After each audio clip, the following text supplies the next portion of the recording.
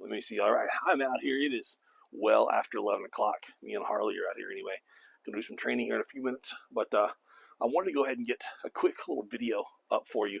I was gonna make this with nice camera and lots of lights and microphones, and make this something really production quality I can put out for everybody. But I really want to get this out to you as quick as possible so you can get on your elbow issues right off the bat. So you've got pain in the elbow on the inside of the forearm would be, golfer's elbow, and that just means it's on the inside. Um, there's so many things that, right off the bat, I hate when people say, if you do this and this and this, it'll fix it, or this is what's causing it, this is the issue, because you don't know. I've been really lucky with my back to get a couple of good doctors out of all of them that I've seen, and one of them finally prescribed physiotherapy for me, and he just pointed out, he said, chances are with most people, I don't believe in physiotherapy because if we see into physiotherapy, they don't really know what they're doing, and what happens is the problem or the pain just kind of went away as it would have normally during that physiotherapy period. So if you went to physiotherapy for 12 weeks, which is what he prescribed, he said generally whatever your pain is, if you just rested, it would go away over 12 weeks on its own. So you're paying for physiotherapy when you don't need it, which wasn't the case with a chronic issue like mine. But that's kind of how, pain is understood and how we manage pain as athletes. A big part of it is, hey, this is going to go away on its own, more than likely, we hope. So how do we manage pain so that we can train more effectively during this time period? So one of the big things that I do, I made a bunch of notes here. Like scraping is a big one I do, and I've just got a big giant spoon here. I've also got some butter knives inside. I've got some scraping tools, but if you are dealing with that elbow, and like me, I've got a bicep that feels funky sometimes down here. But if you're dealing with that elbow, you always want to kind of work in the 2 and 2 area, 2 inches below and 2 inches above the pain spot. So you're working on those tissues that are connecting and surrounding. So if you're hitting that area, put whatever kind of cream, it doesn't have to be muscle cream. This is something similar like what Bengay would be. It could just be, you could just be using a lotion or nothing. It doesn't really matter. But spend about 30 seconds around the spot, 2 and 2, 30 seconds going down, and then a good 30 seconds going up. Now I like to use something long and thin because when I'm doing this, if there's any rough spots in there, I can generally feel them in a vibration through the spoon. I can hold it like a funky chopstick, and I can feel some vibration with this pointer finger as I'm rubbing in through there. And if I find a spot that feels like it's kind of gravel, I spend some time on there. You don't have to dig in. You don't have to push. You're not trying to massage. You get a little bit of, junk out and some new groceries in. So you're kind of pushing the blood out, getting some new blood in, that sort of thing. But in general rule, 2 and 2, 30 seconds down, 30 seconds up, twice a day. You can do this at any other point during your day, and then you can do it as part of your warm-up when you're training as well. This is a big part of assessment. This is a thing you should be doing over your entire body, at least once a week. Go to the mechanic at least once a week is what I say. Lay on the floor, start with a tool like this, start with your foot, and just scrape. Look for something all the way from there, all the way up to where you're digging around your neck and you find something somewhere. Because you want to find the problem. You want to find a leak in the tire before you have a flat tire on the highway at high speeds with the kids in the car. That's what you want. Cream everywhere here. I smell it all over my steak. And I've got tools. I've got these little suction cup tools as well. And I've got an electronic one. I really like this one a lot. But I've got these little suction cups as well. I've got in different sizes. But, I can sit that on there in that one spot.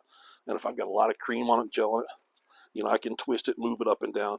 And these came from Amazon. They're really cheap. And the benefit of these rubber ones, and I've got a more professional plastic and glass set. These are easier just when I'm done. Throw them in the sink with my gym clothes. or my neoprenes and wash them, let them hang out to dry, and they don't require near as much maintenance. I would say they're really cheap on Amazon. Not bad. It's not not bad to have. They come in like a big stack, and you got a knee that hurts or a calf or a shoulder. You just stick it on. You see my shoulder? You stick it on. Leave it 3 or 4 different places while you're warming up, while you're sitting in the car, and everybody loves sexy circles. I've got my bands over there, but a big thing with the elbow, get some blood into the area, both sides, all directions. So I mean, even if you are, if you're at a competition, you could take a pair of micro mini or mini bands, hang them around your neck, and just a bunch of reps. That's really it. Depending on the band, whatever it takes to get some blood, warmth into the elbows. We're not trying to pump the triceps. We're just trying to get the elbows moving. Stand on it, do a bunch of curls. You could do 30 seconds, 30 seconds. You just, again, you're not trying to get a bicep pump or a tricep pump. You just want the elbows to move. That's a big thing over the bands, and just doing it, sitting down, is you can just kind of knock it out like this, hook it around something, and just get the elbows moving any way you can. Get as much blood into those elbows and all the surrounding tissues.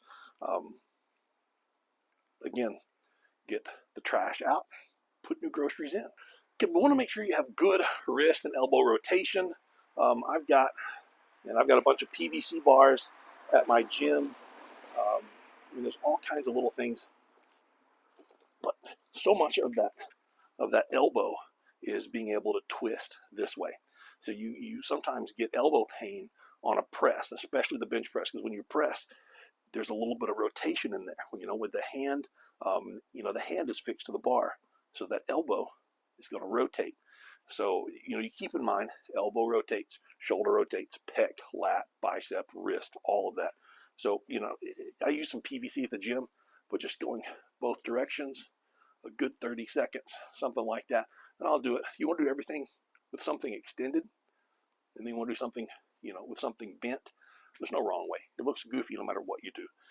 But again, it's getting those tissues to twist and turn. Get that elbow to twist and turn, the bicep to twist and turn, shoulder twist and turn just a little bit as well. That's all you need. Look a little bit goofy, look a little strange, and get everything moving. Now, if you're spending any time in the car, on the way to the gym, on the way to or from work, you can get a little TENS unit, eStim unit. I think the last time I was in the States, I saw some at Walmart, CVS, Rite Aid, things like that. Some little bitty cheap ones that just stuck on, and I actually bought some. And I left them in the drawer so long that they just died. They just dry rotted. I've got 3 or 4 at home that I use. I wake up, if I've got my back's hurting, I got to train that day, or my leg's hurting, I will stick them down into my sock, onto my the leg on my leg that hurts. I will stick one on my back, put my Serber Strength soft belt around me, shirt over the top of that, and I'll go around all day with that little thing vibrating in that area. But you can set it, below where it hurts, above where it hurts. You can put both of them kind of in that area where it hurts, move it around to different areas of the tissue. And basically all you want is anything in those forearm muscles to just move, to just activate. You don't want it so strong, then you got to be careful with the arm. You don't want it so strong that it makes everything lock up. You just want the smallest amount of movement. If it's in your car on the drive to the gym, on the drive home from work, on the drive to work, again, most of this stuff that I'm telling you, it's great to do it, twice a day, making sure at least one of them is before a training session. The other one is just whenever, or work it in whenever you can throughout your training week. And I wanted to talk about voodoo floss. I'm betting that your elbow issues are the same arm that you're underhanding on the deadlift. I'm just taking a wild guess, and there are lots of little things. Once you start rotating one of those arms, and this isn't saying it's been caused by the deadlift, but once you start rotating an arm, and people will often tear the bicep that's rotated. Once you start rotating it, you tend to have that. Even here, when I rotate it, my pec went forward, my shoulder rotated, everything kind of got tight. The elbow sometimes doesn't like to fully rotate. My hand doesn't want to fully rotate. So I need to regain motion in that hand and in that elbow. So one of the things you can do is take that voodoo floss, mine's over there in my bag, and wrap it again.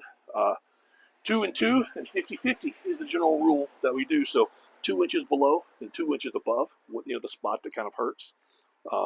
And the 50-50, I want to get somewhere around 50% of however much tension the band will give me. And I want to 50-50 overlap it. So it goes over once, and I want to half it 50 again over that one, and then half, and then half. And then just spend a couple of minutes of, doing some work with it straight out, straight down, and then do some twist with that elbow kind of bent as well. You can't go wrong. You really can't go wrong. If it's half, it's full, whatever, twisting, pulling, anything like that. You can do some dumbbell pressing, overhead or flat as well. Sometimes getting a grip on that makes a difference. And hey, if you're having issues with your elbow on the bench press, but not really on the axle, overhead events, things like that, maybe we should move your bench press to working with an axle for flat bench press. It could be something as simple as having to grip, because when you have to squeeze that smaller bar, it could be putting some kind of strange stress on the elbow. Not saying you should be doing all of your flat benching with an axle, but what if we get a third, a fourth, half of your flat benching with the axle? And what if that just solved a big problem right there? Continue to make pressing and bench pressing progress without bothering your elbow.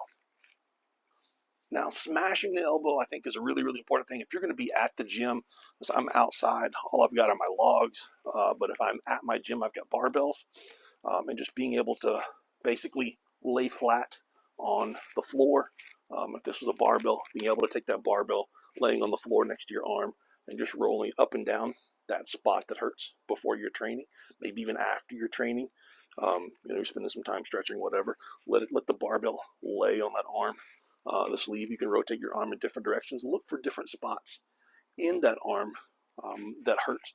Let that barbell work on it. This should be part of your assessment process. And again, you should be assessing your full body from head to toe and everything in between at least once a week. Check to make sure there's no holes in the tire before you head on the highway at full speed. Don't be afraid to get creative with the different tools that you have. If you don't have everything, if you don't have one of these, fancy high-tech spoons laying around, you have other options. I learned that I could take a Maker's Mark bottle, and this was the best one that I've had. I tried a bottle of Bullet rye, and it was just really too big to grab a hold of. You can dig into the bicep, you can dig into the forearm. It's really easy to grab. It's got a non-slip handle on it, and you can dig the corner right there into that elbow spot. It's really, really nice. If you have to, you can switch it over and use this to dig in and push. You want to be careful when you push and turn, because if this opens and you have bourbon inside, it will go everywhere. Now, sometimes tequila might work a little bit better. Depends on what kind of bottle you have. This one is a much longer 1 liter bottle, so it makes it easier to kind of lean and drive down into it, which is a really good thing, especially if you have problems or soreness in the other arm as well. You want to be able to lock it into you and just lean down into it. But with this being a thinner, rounder bottle, it makes it much easier to drive into that spot on the elbow and on that forearm. And my buddy Bombos, he mixes his own scotch. And this is a mix that he made. It's this little bottle right here is probably, it's easy $100 for this little thing right here. But this little bottle is absolutely wonderful. It's travel size, massage. And if all else fails, you just go like this and open the top. But maybe the best that I found is absinthe, just for the simple size of the bottle. It's you can hit it, sort of flat. You can dig in with the corners. You can flip it over, and it's almost travel size. Absinthe is worth a shot. A shot. 2 or 3 of these, and you won't have pain anyway. Now, there was also research done in the late 90s and early 2000s that's part of vibration therapy. So if you're having pain, there was a research study done that showed that it was beneficial for injuries to have some kind of vibration close to that area. And the most successful route that they had was standing next to a pair of dual 18s, having it cranked as loud as it could go, and Biggie Smalls blasting on the radio.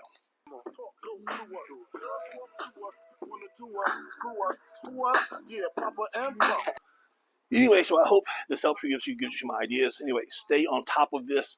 All of these things are going to help get you into the gym so that you can train and continue to make progress, probably while the pain just goes away on its own. In the process of all that, just keep digging, keep searching. If you feel and find something that just doesn't feel and find right, keep working on it. Frequency is key. Hope this helps.